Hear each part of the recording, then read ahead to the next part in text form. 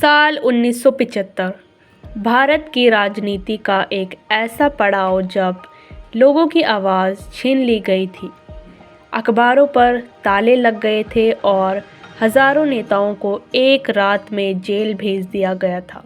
यह कहानी है 1975 की, जब भारत में आपातकाल लगा था, यानी कि इमरजेंसी। 1970 के दशक में भारत कई समस्याओं से जूझ रहा था। महंगाई बढ़ रही थी, बेरोजगारी चरम पर थी और जनता में सरकार के खिलाफ गुस्सा बढ़ रहा था। इसी बीच इंदिरा गांधी की सरकार पर भ्रष्टाचार और सत्ता के दुरुपयोग के आरोप लगाए गए।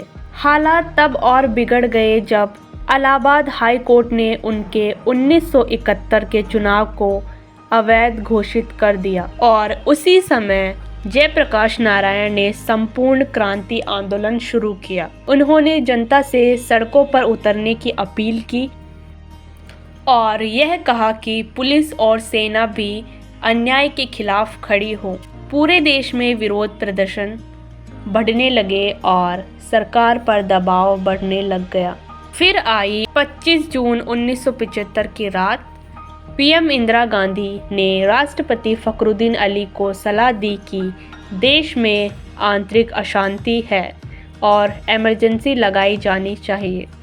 उसी रात इमरजेंसी लागू कर दी गई और भारत का लोकतंत्र एक नए अंधेरे के दौर में प्रवेश कर गया।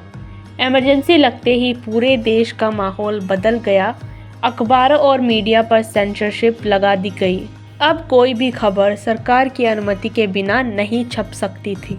हजारों विपक्षी नेताओं को बिना किसी मुकदमे के जेल में डाल दिया गया, जिसमें अटल बिहारी वाजपेयी और लाल कृष्ण आडवाणी जैसे बड़े नाम शामिल थे। सबसे बड़ा झटका था मौलिक अधिकारों का निलंबन।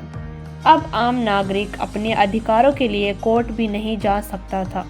सरकार ने 20 सूत्रीय कार्यक्रम भी शुरू किया, जिसका उद्देश्य गरीबी हटाना, भ्रष्टाचार कम करना और देश का विकास करना था। लेकिन सख्त नियमों और दमनकारी नीतियों की वजह से लोगों का भरोसा लगातार टूटता गया। 1977 में अचानक चुनाव कराने का फैसला लिया गया। जनता ने अपना गुस्सा वोट के जरिए दिखाया और इंदिरा गांधी की सरकार हार गई। इसके बाद इमरजेंसी खत्म कर दी गई और देश में लोकतंत्र फिर से बहाल हुआ। इमरजेंसी का दौर हमें यह सिखाता है कि लोकतंत्र की असली ताकत जनता के हाथ में होती है। अब आवाज़ बदलाव बनकर लौटती है।